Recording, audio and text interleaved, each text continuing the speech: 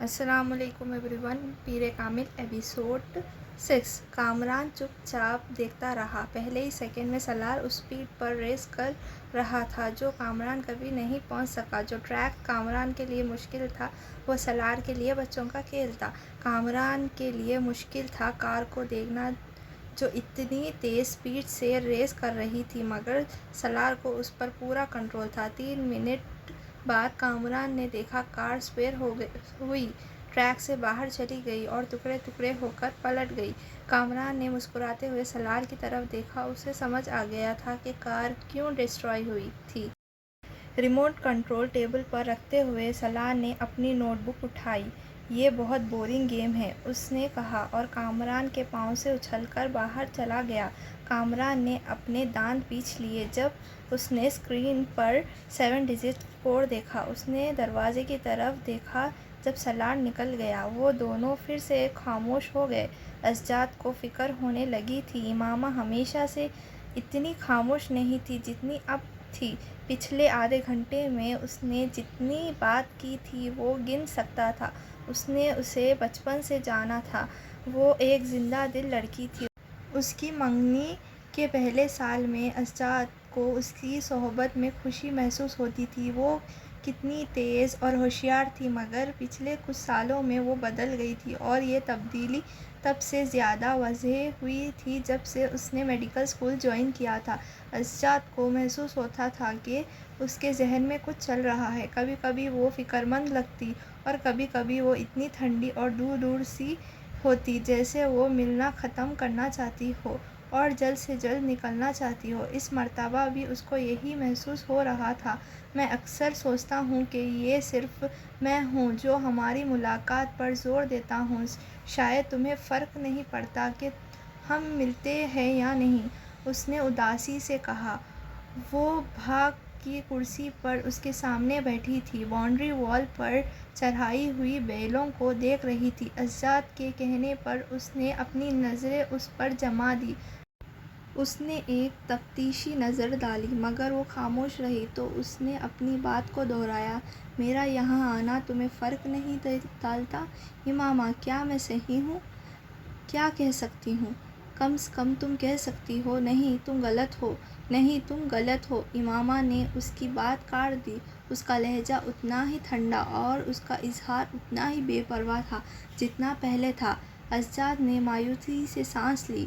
ہاں میں چاہتا ہوں اور دعا کرتا ہوں کہ ایسا ہو کہ میں واقعی غلط ہوں. تم سے بات کر کے مجھے لگتا ہے کہ تمہیں کوئی پرواہ نہیں. تمہیں ایسا کیوں لگتا ہے؟ اسجاد نے اس کے لہجے میں ناراضگی کا احساس کیا.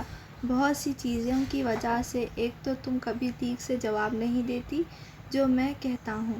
میں ہر کوشش کرتی ہوں کہ جو تم کہتے ہو اس کا ٹھیک سے جواب دوں، مگر تمہیں پسند نہیں آتا جو میں کہتی ہوں. تو میں کیا کر سکتی ہوں؟ اسجاد کو لگا کہ وہ زیادہ ناراض ہو گئی ہے. میرا مطلب یہ نہیں تھا کہ مجھے پسند نہیں جو تم کہتی ہو، یہ کہ تم صرف ہاں یا نہ میں جواب دیتی ہو.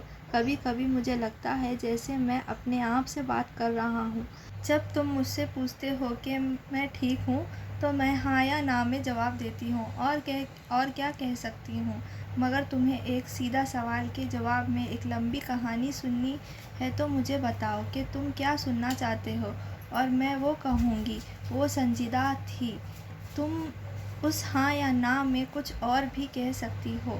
اگر اور کچھ نہیں تو مجھ سے پوچھ لو کہ میں کیسا ہوں. تم سے پوچھ لوں کہ تم کیسے ہو. تم یہاں میرے سامنے بیٹھے ہو، مجھ سے بات کر رہے ہو. ظاہری طور پر تم ٹھیک ہو، ورنہ تم گھر میں ہوتے، بستر میں بیمار.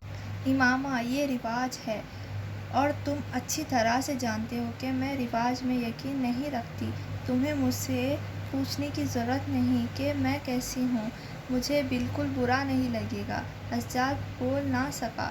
ٹھیک ہے رواج چھوڑو، اور بھی باتیں ہوتی ہیں. کچھ ڈسکس کر سکتے ہیں. اپنی دلچسپیوں پر بات کر سکتے ہو جو تمہیں مصروف رکھتا ہے. اسجاد میں تم سے کیا ڈسکس کروں؟ تم ایک بزنس مین ہو اور میں میڈیکل اسٹوڈنٹ ہوں. تم سے کیا پوچھوں؟ اسٹاک مارکیٹ کے بارے میں؟ ٹرینڈ بلش تھا یا بیئرش؟ انڈیکس کتنے پوائنٹ سے باہر گیا، یا تم اگلے شپمنٹ کہاں بیچ رہے ہو، یا حکومت نے تم سے اس مرتبہ کتنا ڈبیٹ دیا، وہ ٹھنڈی رہی، یا میں تم سے ایٹانومی ڈسکس کروں، کیا لیور کے فنکشنز کو متاثر کرتا ہے، اس سال بائی پاس سرجری کے لیے کون سے نئے ٹیکنکس استعمال ہوئے ہیں، ہارٹ فیل ہونے پر الیکٹرک شاک کا وولٹیج کتنا ہونا چاہیے۔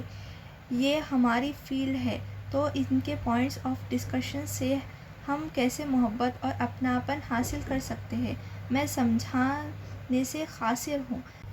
اسجد کے چہرے کا رنگ کھل گیا، وہ من ہی من اس لمحے کو کوس رہا تھا جب اس نے امامہ سے شکایت کی تھی۔ انسان کی زندگی میں اور بھی دلچسپیاں ہوتی ہیں، اس نے کمزوری سے کہا۔ نہیں، میری پڑھائی کے علاوہ میری زندگی میں کوئی اور دلچسپی نہیں، امامہ نے کٹائی لہجے میں کہا، اپنا سر ہلاتے ہوئے۔ آخر ہماری پہلے بھی کچھ دلچسپیاں تھیں۔ پہلے جو کچھ ہوا اسے بھول جاؤ، امامہ نے بیچ میں ہی بولا۔ اب میں وقت ضائع نہیں کر سکتی۔ مجھے حیرت ہوتی ہے کہ ایک بزنس مین ہوتے ہوئے بھی تم اتنے بچکانہ اور جذباتی ہو، تمہیں زیادہ پریکٹیکل